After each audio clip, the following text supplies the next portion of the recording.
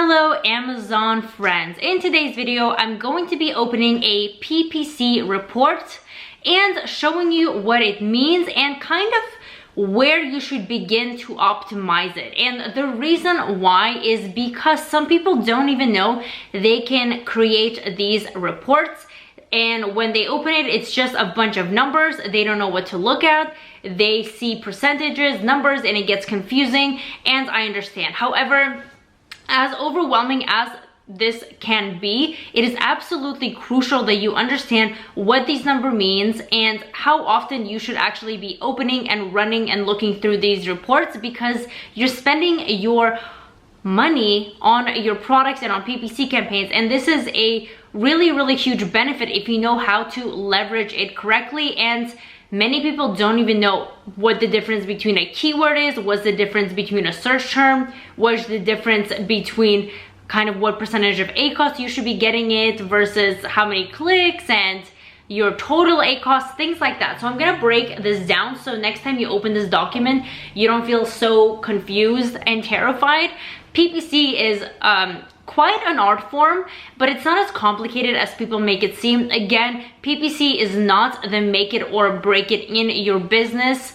It can help you a lot. However, if you don't have the right product, then it's going to be impossible to do anything with PPC. But if you have the right product, that's a low risk product in a low risk market, which is what I teach all my students in my Into a Milli program, as well as in my private label club, then PPC becomes like a knife on butter. And of course, you can use it to your advantage. So let's actually just take a quick little look at this right here. So you can get to this by going to your Amazon account and then under reports, go to advertising reports and create this campaign for whatever date range and just download it. That part is easy, but really understanding this is not quite easy. And PPC is something that will take hours and hours to cover. So I'm not going to go into all the details here because I honestly possibly couldn't. But if you are enrolled in my Into a Milli program, I have an entire module on PPC where I show you how to launch products with PPC, how to set up any type of campaign, how to optimize them, how to really understand everything, and then a bunch of other little tips and tricks that are along the way, because again, the more advanced you get, the more kind of options you have. So this is what it looks like. It's very lengthy and long. I'm gonna focus on the things that you should be using to really maximize your sales and kind of putting your attention to it, right? So start date is obviously when you started your campaign, end date is when it ended. Currency is whatever dollar or whatever amount you're running it. These are pretty simple and self-explanatory. So these campaign name and ad group name is whatever you named it. The targeting right here is actually what you are choosing to target. So if it's an automatic campaign, this will show up as a little asterisk, the star. And if you are targeting specific keywords, then they will be written here. The one thing that people get confused of the most is, I think, this targeting section versus this customer search term section. So there's a difference between a keyword and a search term. And a lot of the times people get them confused and they use them interchangeably, but it is not. And knowing that also really helps you optimize your campaigns. That's a little bit more nitty-gritty. So think of it as a keyword being the umbrella term, and each keyword has search terms attached to it. So say you are searching for tree or nature, right? You're targeting nature, but under nature could be flower, tree, bird, things like that. Again, that's very broad, but think of something that like AirPods. Actually, that's a bad example too. I'm really bad when it comes to examples, but think of something very general, but it kind of goes into niches. And a lot of the times it's not even what you would think. A lot of the times Amazon will kind of have their own algorithm to determine what the search terms are, and a customer search term is what a customer is actually physically typing in. So it's quite interesting. While a customer may type in the keyword as well, so let's say you're targeting nature, and a lot of the times the customer actually will type in nature, but that is the search term of nature is also in the group of key terms of nature that you're targeting, but it could also have other ones such as flower, tree, bird, things like that. So why I even mention it is because a lot of the times when you don't know how to properly look at these reports, you might look at the not this report, but you know what I'm talking about in your actual PPC campaigns, where it shows the key terms you targeted and you put a certain bid to a word, and you see that, for example, the ACoS is really high, and what a lot of people do is they actually completely turn off that entire keyword, not knowing that they're simultaneously turning off a bunch of customer search terms that could actually be benefiting their product. So just because a keyword that you put in isn't converting well, or it has a really high ACoS, things like that, doesn't mean it's all bad. You want to actually go down and look at the search terms and see, okay, so maybe the keyword in general, let's say 9 of the 10 kind of search terms that are associated under it are not bringing sales, but there's one that's bringing in sales repetitively and it's at a very, very low ACoS, while everything else is really high, so it really makes it look like the whole keyword is bad. Well, in reality, you might have found a couple of good customer search terms, and that's how you can extract them, run them as their own keywords, or really just negative match the ones that are not doing well, or things like that, right? That, again, that's more complicated, but just to let you know, there is a huge difference between a keyword and a search term. And when you look at softwares that show data, for example, Helium 10 or Viral Launch, whatever you're using, they don't actually show the search terms. While yes, in fact, that might be kind of one of the search terms, they don't show you all the customer search terms, because if they did, then we would have no incentive to pay Amazon to get that data. And that's the beauty, or should I say, I guess it's a beauty. It's great that they give us that option to actually pay for that data, and that's how we become more powerful, is when we know how to extract these search terms and how to use them properly in order to get more sales.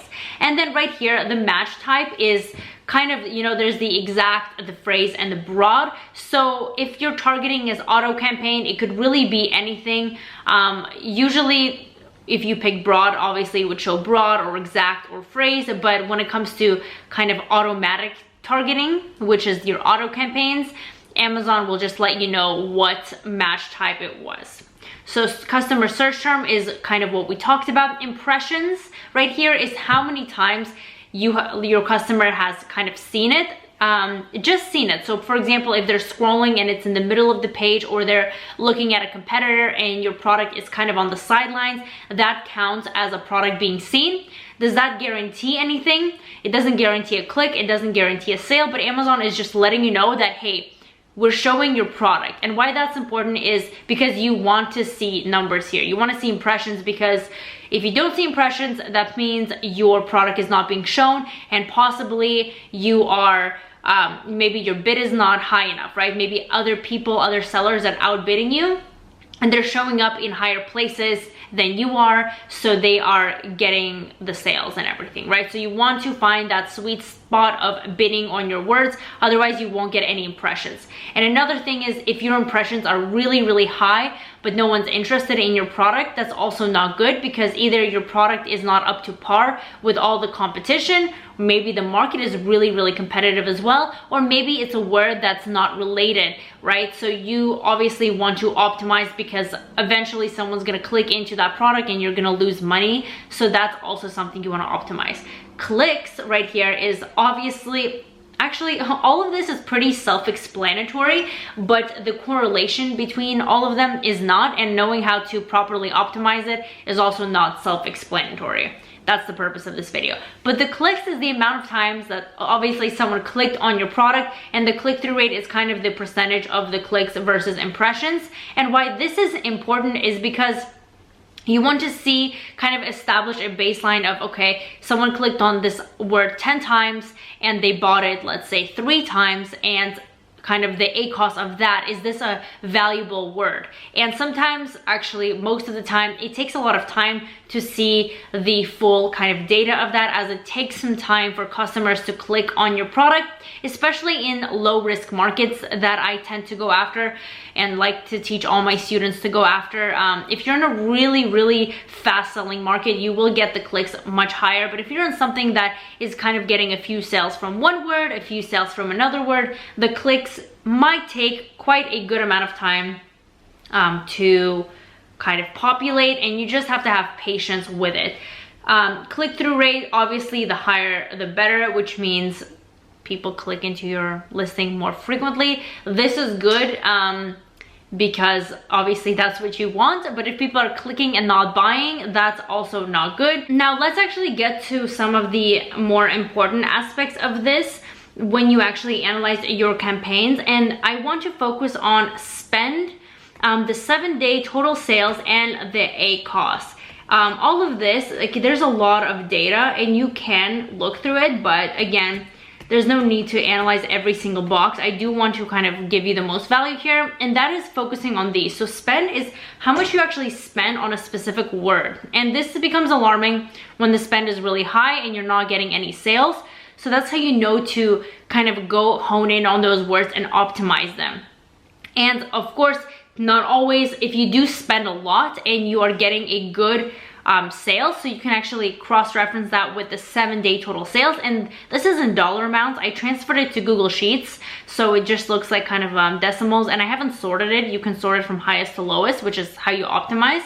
But for now, so let's just take a look at the spend. So if it's high, but you're getting good sales and your ACoS is low, then that is not a bad thing. That means you're spending money to make more money, and that's great. But if your spend is astronomical and you're not making any money here, if you look at the 7-day total sales, and then, or even if you are making some money, but you notice the ACoS is really high percentage, and ACoS is, by the way, the amount it took you to get a sale, and you want your ACoS to be lower than your profit margin percentage. Say your profit margin is 30%.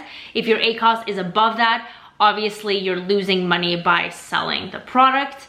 That might not be good, but again, don't go too crazy with ACoS. I talk about this a lot. ACoS, even though sometimes it's high, it could add more sales, organic sales to your products, which is not, of course, not a bad thing. Again, this is more complex. All of this is found in my course, but you just want to make sure that there isn't any astronomical spend that you have going on, or actually those nitty-gritty words that you kind of have to go and cut out and optimize that just spend an annoying amount of money, like a small portion, and they keep kind of draining your funds without really converting after a long time.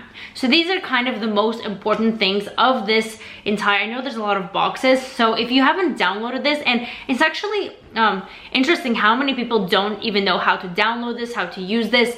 This is just kind of an introductory thing to it, because again, there's a lot of optimization and back and forth that needs to be done with this to make it kind of A grade.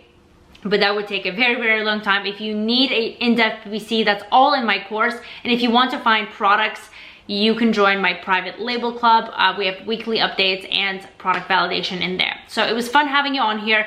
Do subscribe to this channel, click the like button, and I will see you in the next video.